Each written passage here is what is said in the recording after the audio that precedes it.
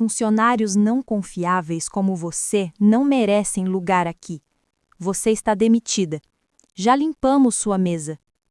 As palavras apareceram na tela do meu celular afiadas como faca de churrasco recém-afiada. Pisquei 2 vezes, achando que era efeito da morfina me pregando peça. Mas não. A mensagem era real. Meu chefe, Renato Silveira, tinha acabado de encerrar minha carreira com uma única notificação. Enquanto eu estava esticada em uma cama do Hospital Santa Helena, ainda com os pontos da cirurgia latejando. Meu nome é Juliana Prado. Tenho 36 anos e, até aquele momento, era diretora sênior de clientes na Aurora Estratégica, uma consultoria financeira, com sede em São Paulo. Passei os últimos 7 anos construindo essa divisão.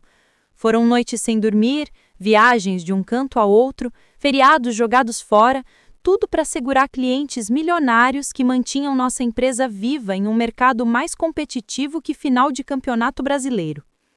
E agora, na enfermaria meio apagada do hospital, eu era descartada como se fosse um celular velho que não segura mais carga.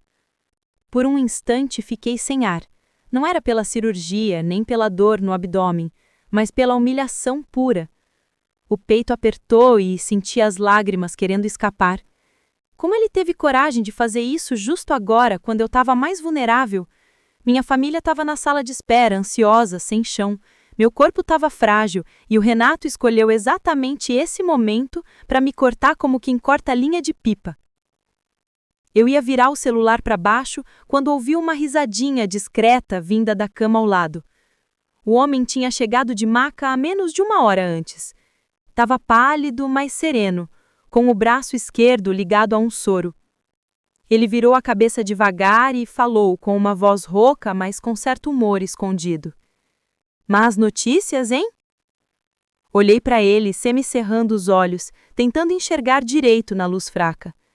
Parecia mais velho, talvez uns 50 anos, cabelos grisalhos nas têmporas e um rosto marcado pelo cansaço, mas com um ar afiado.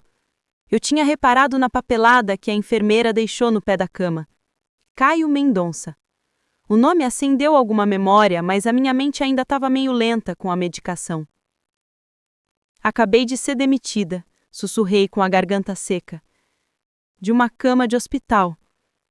Ele franziu a testa e soltou uma risadinha curta, sem graça, que não chegou aos olhos.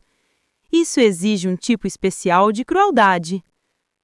Inclinei o celular para que ele pudesse ler a mensagem.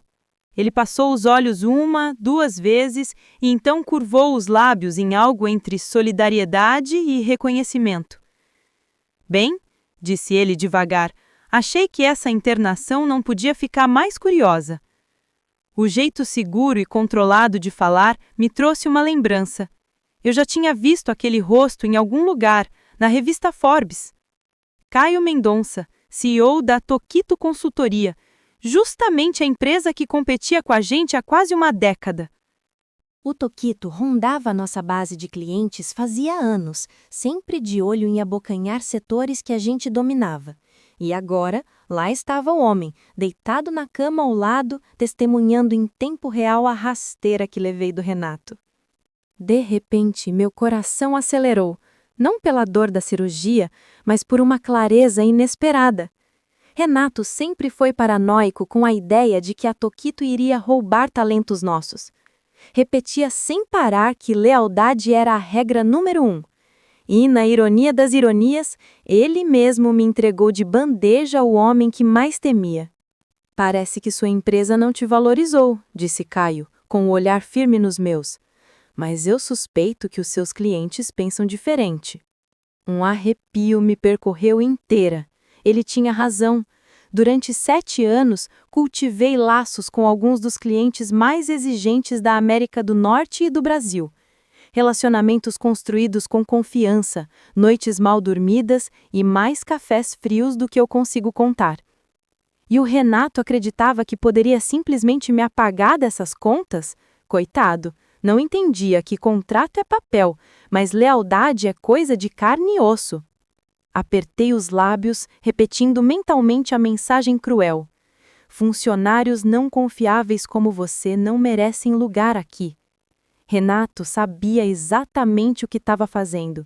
Ele queria me marcar como fraca, descartável, substituível. Achava que me demitir numa cama de hospital ia me deixar calada, humilhada, sem forças para reagir. Mas não. Algo em mim mudou. A autopiedade sumiu e uma determinação fria tomou conta. Caio ainda me observava, esperando uma resposta. Foi quando percebi que aquilo não era apenas uma perda, era também uma chance. Uma porta se fechava, mas outra se abria ali mesmo, no quarto compartilhado de hospital. Virei de novo a tela para ele, deixando as palavras cruéis iluminarem as paredes brancas e frias. Talvez seja a hora de eu parar de ser leal às pessoas erradas, disse, firme. Ele estreitou os olhos, mas um sorriso discreto apareceu no canto da boca. Agora sim, isso é algo que vale a pena discutir. Naquele instante, entendi. Renato Silveira não tinha apenas me demitido. Ele acabou de montar o palco para a própria ruína. Ele ainda não sabia, mas o jogo tinha virado. E eu não ia mais jogar pelas regras dele. Na manhã seguinte, o cheiro de antisséptico enchia o quarto, misturado ao aroma de café requentado esquecido no balcão da enfermaria. Meu corpo doía da cirurgia, mas nada comparado ao peso no meu orgulho. Fiquei olhando para o teto, repetindo como um disco riscado a frase que Renato me mandou. Funcionários não confiáveis como você não merecem lugar aqui. Por 7 anos, dei meu sangue por aquela empresa. Cancelei férias, perdi casamentos, até deixei de ir ao primeiro aniversário da minha sobrinha para fechar um contrato em Curitiba. E Renato jogou tudo isso fora com 3 frases frias numa tela. Virei a cabeça. Caio Mendonça estava acordado, encostado nos travesseiros, com um bloco de notas no colo. Ele parecia mais um executivo em sala de reunião do que um paciente recém-operado. A caneta dele se movia rápido, até parar de repente, quando percebeu que o observava. Você não dormiu muito, disse, sem levantar os olhos. Não, admiti. Difícil quando toda a sua carreira vira fumaça de uma hora para outra. Ele ergueu o rosto, tranquilo, analítico. Fumaça não. Dei uma risadinha curta e sem graça. Essa é uma forma otimista de distorcer a realidade. Não distorcer, corrigiu ele com calma. Perspectiva. Me diga uma coisa, Juliana.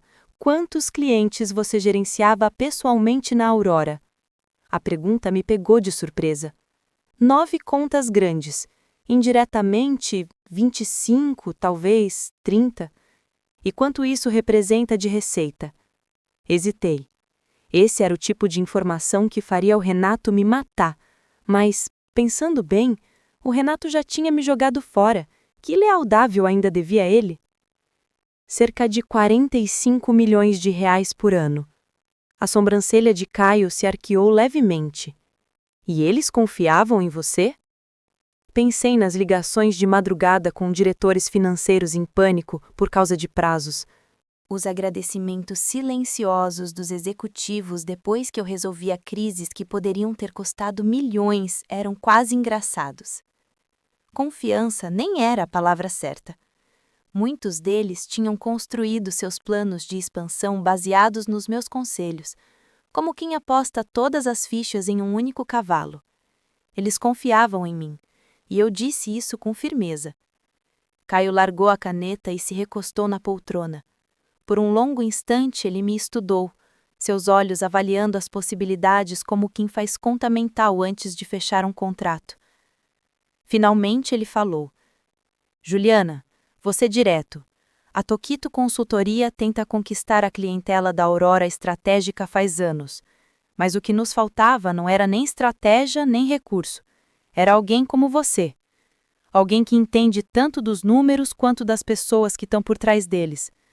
Se você entrasse pela nossa porta amanhã, posso te prometer 2 coisas: liberdade da sombra do Renato e autoridade para criar algo seu. Prendi a respiração. Era bom demais. Parecia repentino demais. Você está me oferecendo um emprego? Aqui, em plena cama de hospital? Perguntei, meio incrédula. Ele deu um sorriso fraco, mas certeiro. Oportunidades não esperam por circunstâncias perfeitas. Você sabe disso melhor do que ninguém. Minha mente girava. Parecia imprudente, quase surreal. Mas lá no fundo, eu sabia que ele estava certo. Nunca fui apenas uma engrenagem na máquina do Renato. Eu era o motor, e ele me soltou sem perceber que eu poderia impulsionar algo completamente diferente. Mesmo assim, o medo me cutucava. Renato viria atrás de mim, alegaria cláusula de não concorrência, ameaçaria com processo. Caio assentiu. Ele vai se gabar, é claro. Homens como ele sempre fazem isso. Mas me diga, onde fica a sede da Toquito? No Rio de Janeiro, e a da Aurora, em São Paulo. Jurisdições diferentes. E, mais importante, os tribunais quase nunca aplicam cláusulas de não concorrência quando alguém é demitido sem justa causa. Você está livre, Juliana. Mais livre do que imagina. Pela primeira vez desde a mensagem de Renato, senti uma pontinha de esperança. Imaginei a cara dele quando percebesse que sua tentativa de me humilhar tinha aberto a porta para o seu maior rival. Imaginei André, o protegido escolhido a dedo, lidando com ligações de clientes sem a menor ideia do que responder. Caio pegou a caneta novamente. Pense bem, não quero uma resposta movida à raiva, mas quero que você veja este momento como ele é. Você tem influência. Seu chefe achou que estava acabando com sua carreira, mas pode ter acabado de lançá-la. A enfermeira entrou então, mexendo nas bolsas de soro e quebrando a intensidade do momento. Mas as palavras de Caio continuaram ecoando na minha mente muito depois que ela tivesse ido embora. Naquela tarde liguei para o meu marido, Roberto. Sua voz estava carregada de preocupação. Como você tá? Eu vou sobreviver, respondi. Mas, Roberto, aconteceu algo inesperado. Você não vai acreditar em quem tá na cama ao meu lado. Quando contei, ele ficou em silêncio por um instante e depois soltou um assobio baixo. Se isso não é destino, não sei o que é. Sorri pela primeira vez em dias. Talvez fosse destino. Ou talvez fosse apenas a arrogância do Renato se voltando contra ele. De qualquer forma, o chão sob meus pés estava se mexendo. Naquela noite, enquanto as luzes da enfermaria se apagavam e o hospital mergulhava num silêncio incômodo, rabisquei uma lista no verso dos papéis de alta. Nomes, telefones, empresas, pessoas que confiavam em mim. Clientes que não aceitariam ser entregues ao sobrinho do Renato ou a algum substituto sem experiência. Quando larguei a caneta, percebi algo simples e inegável. Renato não tinha apenas me demitido, ele tinha me libertado, e logo se arrependeria. Na terça-feira seguinte fui dispensada. A enfermeira me ajudou a vestir o casaco. A rigidez no abdômen lembrava a cada passo que eu ainda não estava pronta para uma batalha física. Mas a minha mente, essa nunca esteve tão afiada. Caio tinha recebido alta no dia anterior. Antes de sair, ele se inclinou e disse baixinho: "Vou pedir para o meu escritório ligar para você. Descanse por enquanto, mas não perca tempo. As oportunidades têm prazo de validade." Essa frase rodava na minha cabeça enquanto Roberto me levava até as portas deslizantes do hospital. Lá fora, o vento cortante de fevereiro atravessava meu cachecol, mas me acordava. Eu me sentia viva de novo. Não como alguém descartada, mas como alguém prestes a começar algo novo e perigoso. Em casa, encontrei um pequeno envelope colado na porta do meu apartamento. Dentro, havia um bilhete escrito à mão, com uma letra caprichada. "Juliana, eu falei sério. Ligue para este número quando estiver pronta." Abaixo, havia um cartão de visita com o logotipo da Toquito Consultoria gravado em relevo. Sentei-me à mesa da cozinha, com o cartão entre os dedos. Parte de mim hesitou. Entrar para um concorrente poderia queimar pontes para sempre. Renato me chamaria de desleal. Boatos se espalhariam. Mas então pensei na mensagem dele, na frieza e na brutalidade dela, E ri amargamente. Ele já tinha queimado a ponte. Eu não devia nada. Naquela noite, depois que Roberto foi para a cama, disquei o número. Uma voz calma de mulher atendeu. Toquito Consultoria. Aqui é a Helena. Pigarriei. Aqui é Juliana Prado. O Caio Mendonça me pediu para ligar. Houve uma breve pausa. Então o tom dela ficou mais caloroso. Claro, senhora Prado. O senhor Mendonça está aguardando você. Pode vir na quinta-feira? Quinta-feira? Apenas 3 dias depois de receber alta do hospital? Pensei comigo. Meu corpo ainda estava fraco, mas meu orgulho não me deixava recuar. Sim, estarei lá, respondi. Na manhã de quinta-feira, entrei no escritório da Toquito, no Rio de Janeiro. O saguão brilhava com mármore e vidro polido, exalando confiança. Helena me encontrou na recepção com um sorriso treinado, mas sincero. O senhor Mendonça está esperando. Caio estava sentado em uma sala de reuniões com vista para o Rio Pinheiros. Ele se levantou quando eu entrei, estendendo a mão como se estivéssemos num baile de gala, não depois de compartilharmos dor em trajes de hospital. Juliana, disse ele calorosamente, que bom que você veio. Afundei na cadeira em frente a ele, com o coração acelerado, disse: não quero desperdiçar seu tempo, então vou deixar claro. Não estou aqui para fofocar sobre a Aurora. Estou aqui porque conheço meus clientes. Eles confiam em mim. E se o Renato acha que pode repassá-los para outra pessoa, vai ter um péssimo pressentimento. Caio me observou por um longo momento e depois assentiu. Ótimo. Era exatamente isso que eu queria ouvir. Ele deslizou uma pasta pela mesa. Dentro havia minutas de contratos, valores de remuneração e até opções de ações. Era mais generoso do que qualquer proposta que o Renato já tinha me feito. Mas o que fez meu coração disparar não foi o salário, foi o título: Vice-Presidente de Estratégia de Clientes da América do Sul. Minha garganta se apertou. Isso é mais do que eu esperava. Você foi subestimada por tempo demais, disse Caio, simplesmente. Eu não cometo esse erro 2 vezes. Assinei naquela mesma tarde. Minha mão tremia enquanto escrevia meu nome. Não por medo, mas pelo peso do que aquilo significava. Na semana seguinte, fiz meus primeiros telefonemas. Cuidadosamente e na surdina, entrei em contato com 3 clientes em quem mais confiava. Não tentei vender nada a eles, apenas falei a verdade. Que Renato Silveira havia me dispensado, que agora eu estava na Toquito Consultoria e que continuaria disponível para eles. Para minha surpresa, nenhum deles titubeou.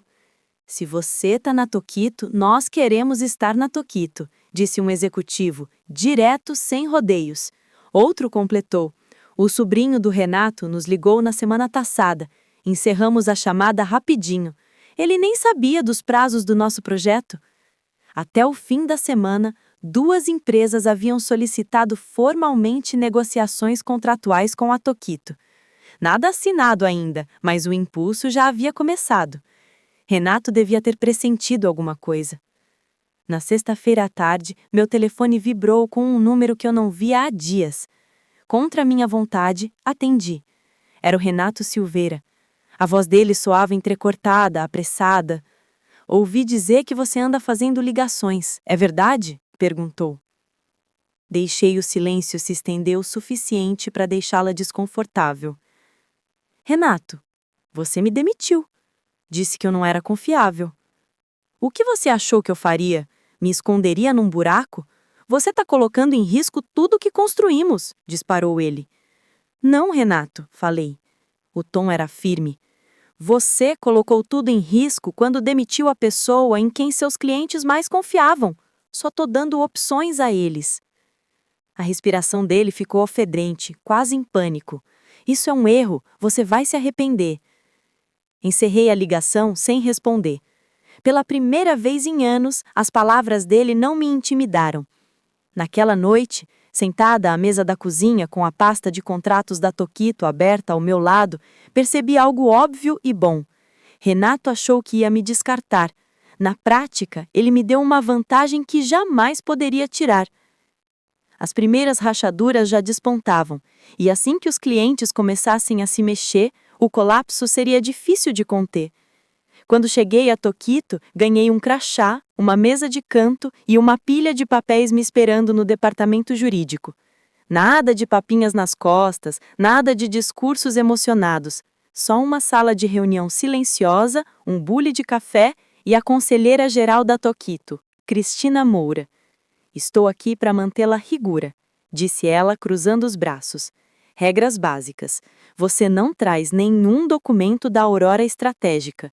Não compartilha nada que seja propriedade deles. Você trabalha de cabeça e com informações públicas. Se um cliente ligar para você, nós atendemos. Se sentir vontade de ligar primeiro, me ligue antes. Entendeu?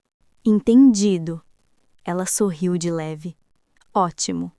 Porque o Renato vai tentar alegar roubo, mas os fatos são simples. Você foi demitida sem justa causa. Seus relacionamentos são capital humano, não propriedade da empresa. Essa distinção importa. Parecia um escudo. Pela primeira vez desde o hospital, eu não estava no modo réptil, eu estava me preparando.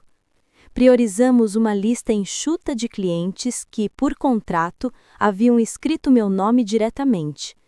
Cristina redigiu um anúncio simples para eu compartilhar publicamente.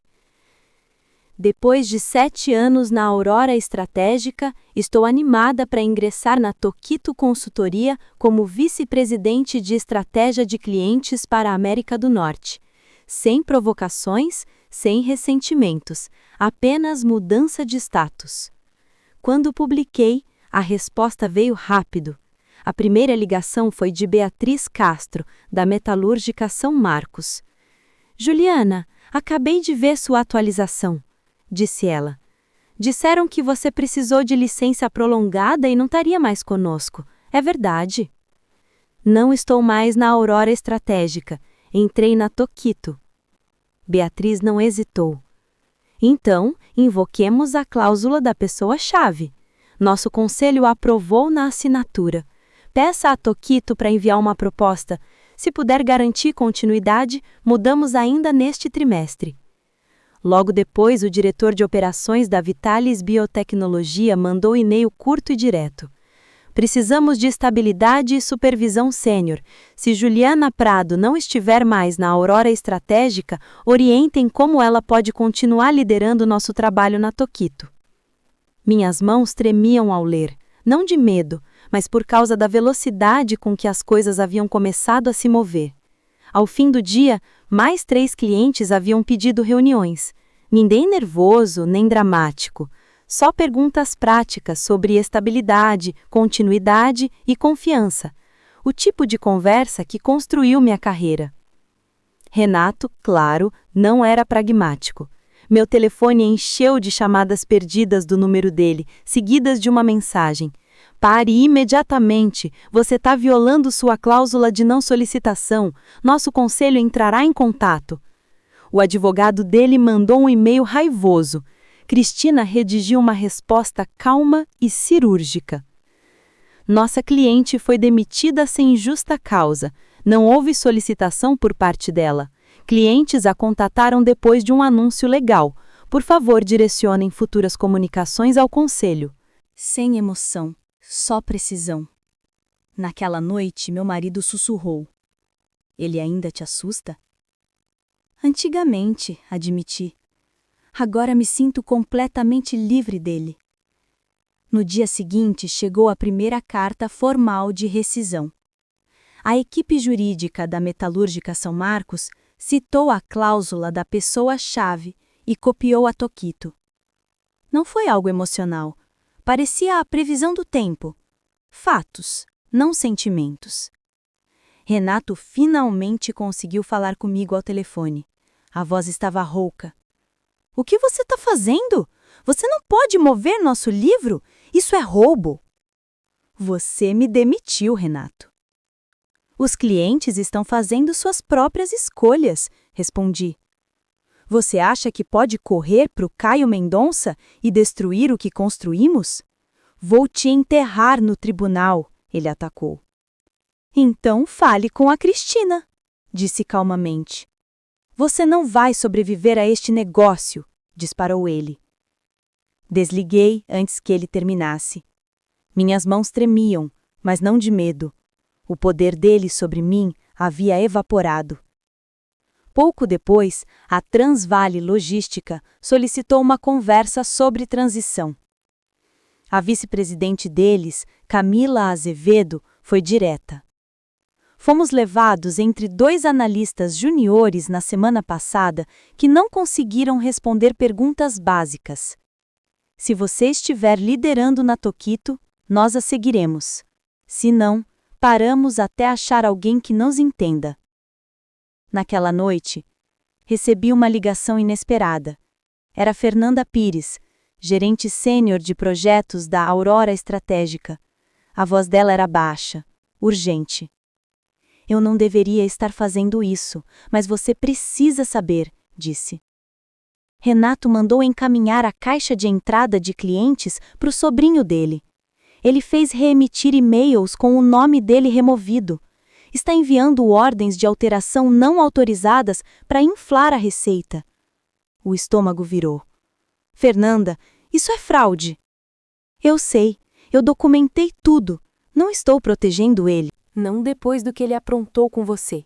Eu já tinha avisado para ter cuidado, mas lá no fundo senti algo endurecer dentro de mim. Não era mais só incompetência, era puro desespero. No final daquela semana, a carta de demissão da Vitalis Biotecnologia chegou e o próprio Renato Silveira apareceu furioso no saguão da Toquito Consultoria, exigindo me ver. Caio Mendonça o interceptou com toda a calma do mundo.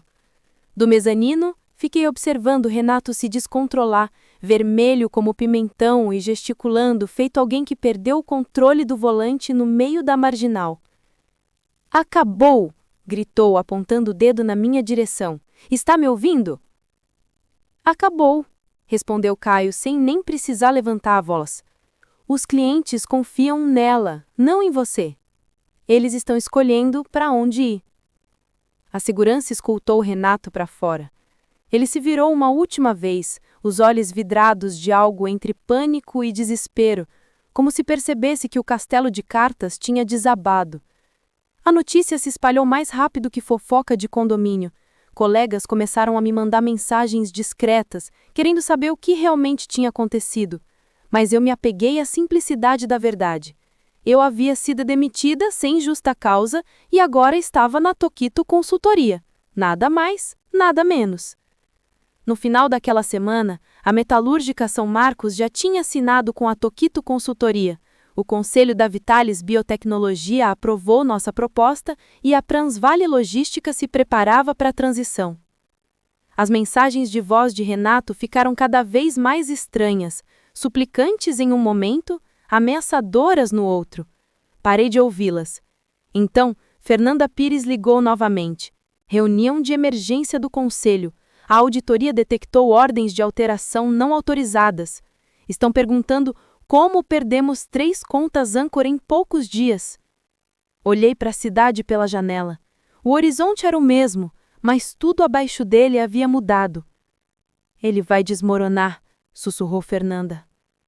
Estou pronta, respondi. E pela primeira vez acreditei de verdade. 2 semanas depois, eu estava de volta ao escritório da Toquito Consultoria, em pé na janela com vista para a cidade. O horizonte se estendia, calmo e indiferente, enquanto meu telefone vibrava sem parar com atualizações de clientes, advogados e colegas. A Aurora Estratégica estava desmoronando. A metalúrgica São Marcos, Vitalis Biotecnologia e Transvale Logística já tinham finalizado suas saídas, mas 2 contratos estavam em processo de transferência. Cada conversa tinha a mesma sensação, educadas, pragmáticas, mas decisivas. Não se tratava de traições, eram correções. Os clientes simplesmente seguiam a confiança que haviam construído ao longo dos anos. Fernanda ligou novamente. Sua voz carregava o peso da exaustão. Renato mal conseguia se conter. O conselho exigiu uma explicação sobre a receita perdida. Os auditores encontraram e-mails em que ele retrodatava registros de emprego do André Paiva e aprovava despesas não verificadas. A situação é ruim, Juliana, muito ruim. Fechei os olhos, deixando suas palavras serem absorvidas. Não era assim que eu imaginava que as coisas terminariam. Uma parte de mim achava que Renato se recuperaria, ou pelo menos conseguiria se reerguer. Mas pelo que Fernanda descreveu, ele estava encurralado, e todos sabiam disso. Na sexta-feira seguinte, a notícia chegou oficialmente. Renato Silveira havia sido destituído do cargo de CEO. O conselho alegou perda de confiança na liderança e falha em proteger o relacionamento com os clientes. André Paiva pediu demissão no mesmo dia, deixando para trás um rastro de e-mails desesperados que ninguém se preocupou em responder. Naquela noite, Roberto Farias nos serviu 2 taças de vinho na cozinha. Ele ergueu a taça, mas sua expressão era pensativa em vez de comemorativa. "Você não parece feliz", disse ele. Girei o vinho lentamente, observando o reflexo na taça. Não sei se felicidade é a palavra certa. Alívio, talvez. "Você venceu ele", Roberto me lembrou. "Ele te demitiu no seu pior momento. E agora, olha onde você está." Assenti, mas senti a verdade me corroendo. Destruir outra pessoa nunca parece uma vitória de verdade. Era como limpar uma bagunça que nunca deveria ter sido feito. Na manhã seguinte, recebi uma ligação de um número desconhecido. Contra meu bom senso, atendi. "Juliana." A voz dele estava irreconhecível. Cavalo destituído de autoridade. "Eles me arruinaram. Você me arruinou." Eu não falei. Ele poderia ter ido embora, mas continuou, com o tom trêmulo entre raiva e desespero. "Mas você teve que me humilhar, depois de tudo que eu te dei." Finalmente respondi, com a voz baixa, mas firme.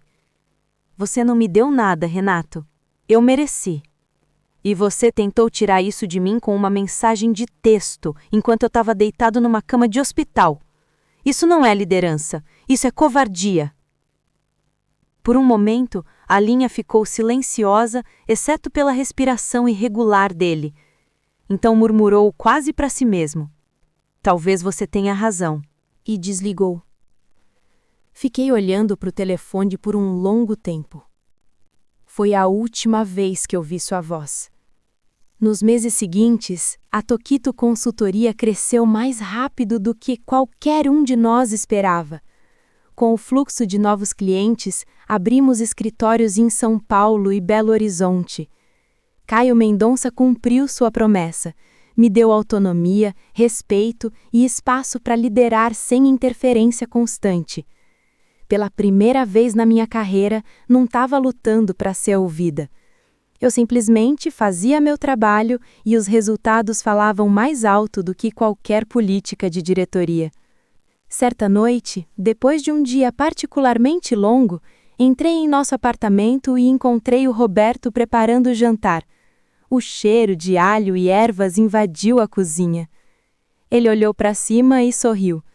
"Então, vice-presidente Prado, como é a sensação de construir algo novo?" Larguei minha bolsa e me acomodei no conforto do lar. "É diferente, como se finalmente fosse meu. Não emprestada, não condicional." Ele beijou minha testa. "Isso porque você parou de ser leal a quem não merecia." As palavras dele ficaram gravadas em mim. Lealdade. Ela tinha sido minha força e minha ruína. Eu a oferecia livremente, mesmo para pessoas que a viam como fraqueza. Mas a verdade é simples.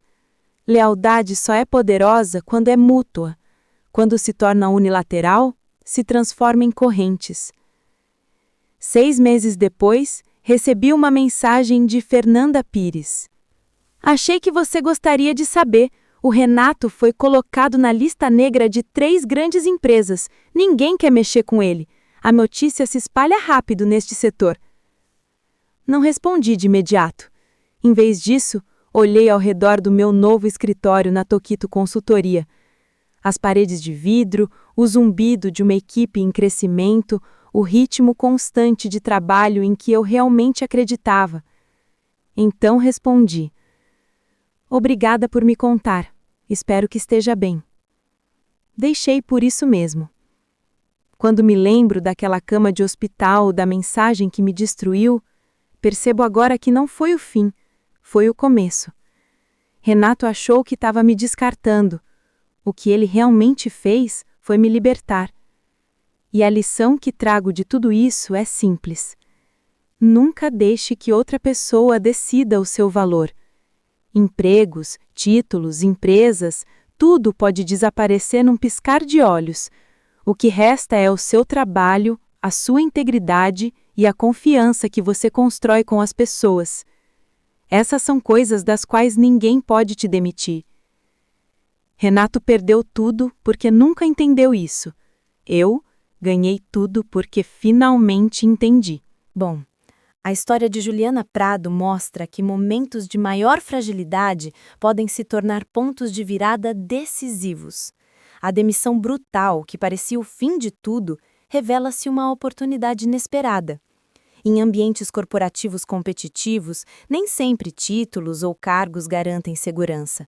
A verdadeira força reside nas relações que cultivamos, no respeito conquistado e na confiança que os outros depositam em nós. A lealdade, quando unilateral, é frágil. Quando mútua, é poderosa. Juliana nos ensina que o valor de uma pessoa não depende do reconhecimento imediato de seus superiores, mas do impacto real que causa em quem confia nela. Perder algo que julgamos essencial, às vezes nos conduz à liberdade para construir algo ainda maior. O que você faria se tivesse a chance de transformar sua maior derrota em seu maior triunfo? Nunca permita que outros decidam seu valor. Empregos, cargos e títulos são transitórios. Apenas sua integridade, competência e a confiança que constrói duram. Juliana demonstra que a humilhação e a injustiça podem se tornar catalisadores de crescimento e oportunidade. Em situações de aparente fracasso, a observação e a ação estratégica podem transformar perda em vantagem. Um verdadeiro poder está na capacidade de identificar onde sua força real reside e usá-la no momento certo. A lealdade deve ser mútua.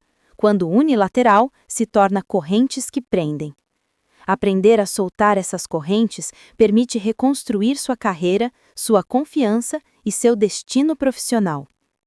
Agora me diz, você acredita que Juliana poderia ter alcançado o mesmo sucesso se tivesse esperado para agir com calma, ou foi a coragem imediata que fez a diferença? Se você estivesse no lugar de Juliana, aceitaria a oferta de Caio imediatamente ou esperaria um plano mais seguro? Escreve aqui nos comentários, eu quero muito saber. E não esquece, deixa também o seu comentário com uma classificação de 1 a 10 para mostrar o quanto você gostou, porque assim eu consigo trazer mais vídeos que sejam interessantes para você. Curta o vídeo e inscreva-se no canal para não perder histórias de superação, estratégias corporativas e reviravoltas impressionantes.